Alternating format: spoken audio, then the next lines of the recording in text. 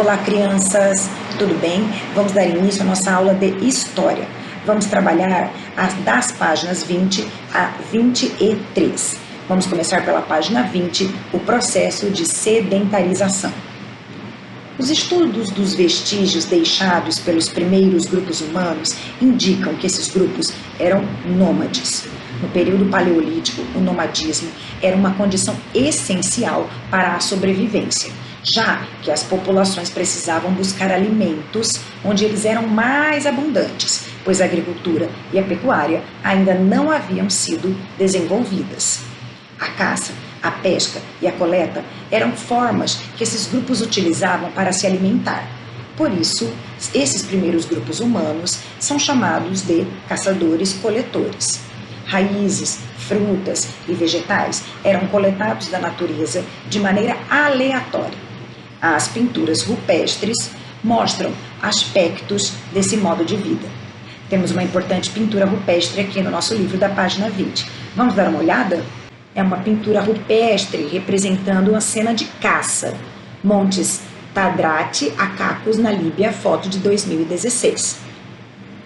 Na página 20, nós temos um importante saiba mais. Vamos ler juntos. Povos nômades na atualidade. O nomadismo existe ainda hoje em diversas partes do mundo. De modo geral, há 3 tipos de povos nômades. Os caçadores-coletores, cujo modo de vida permanece em algumas populações, como os bosquímanos, um dos povos mais antigos da África, que vivem ao sul do continente, e os pigmeus, que ocupam áreas florestais na África Central. Os nômades pastores, que se deslocam para encontrar terras para alimentar seus animais, como os pastores beduínos da região do Oriente Médio. Os mercadores artesãos, que viajam para comercializar produtos, como os nômades, que vivem na Índia e no Paquistão. Página 21, o surgimento da agricultura. Muitos grupos passaram a se fixar em um mesmo local, formando aldeias. Muitas vezes, as aldeias tiveram de se juntar para se proteger de ataques de outros grupos. Essas e outras mudanças estimulavam novas formas de organização social. Há aproximadamente 10.000 anos, os seres humanos começaram a plantar e a criar animais. Não é possível determinar com exatidão como os povos do Neolítico descobriram que, plantando sementes, eles poderiam obter alimentos. Mas sabe-se que a agricultura e a pecuária causaram uma verdadeira transformação no modo de vida das pessoas. Essa transformação foi tão profunda que ficou conhecida como Revolução Neolítica. O crescente fértil no Oriente Médio é uma região considerada pela maioria dos pesquisadores a primeira em que a agricultura teria se desenvolvido.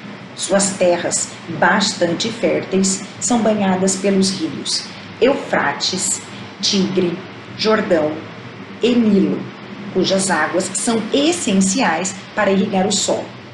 Atualmente, pesquisas indicam que ao mesmo tempo que surgiram as primeiras plantações de trigo e cevada no crescente fértil, se desenvolviam plantações de arroz na China e de milho nas Américas.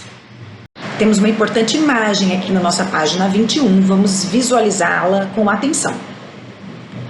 Detalhe de uma cena de colheita na tumba de Senedjem, a Vila dos Trabalhadores, no Egito, feita entre 1292 a.C.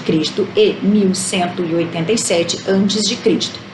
Os egípcios fixaram-se nas proximidades do rio Nilo. Durante o período de cheia desse rio, as terras às suas margens são inundadas e fertilizadas, tornando-se muito boas para a prática da agricultura.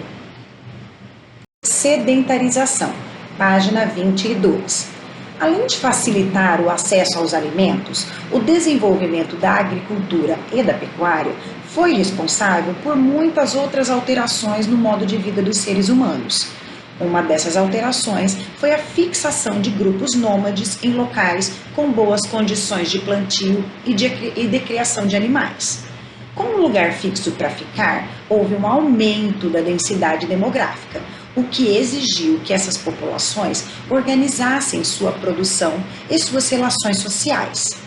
Se antes os seres humanos se alimentavam daquilo que a natureza oferecia, com a sedentarização, eles passaram a modificar a natureza para conseguir aquilo de que precisavam para sobreviver. Todas essas mudanças aconteceram de forma progressiva e não bruscamente. Aqui na página 22 temos mais um Saiba Mais. Vamos ler juntos. Vamos lá.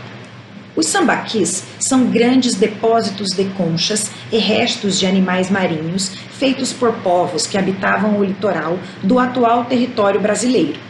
Estima-se que os sambaquis tenham sido construídos entre 8.000 a 1.000 anos atrás. Acreditava-se que esses povos eram nômades. No entanto, novos estudos realizados nessas formações contradizem essa hipótese. Um dos pontos levantados por pesquisadores é justamente o tamanho dos sambaquis, que não poderiam ser construídos por um povo que se deslocasse constantemente. Nessas formações também foram encontrados restos humanos, utensílios e vestígios de alimentos de origem vegetal. Todos esses fatores podem ser indícios de um povo em processo de sedentarização. Sambaqui, Cabo de Santa Marta 1, em Laguna, Santa Catarina, 2017.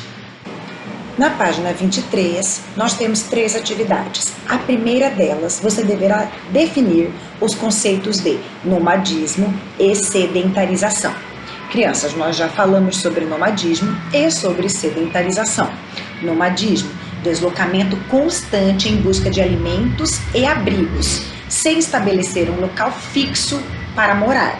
Já a sedentarização é um processo de mudança em que os povos nômades passam a se estabelecer em um local em virtude do desenvolvimento da agricultura e da criação de animais.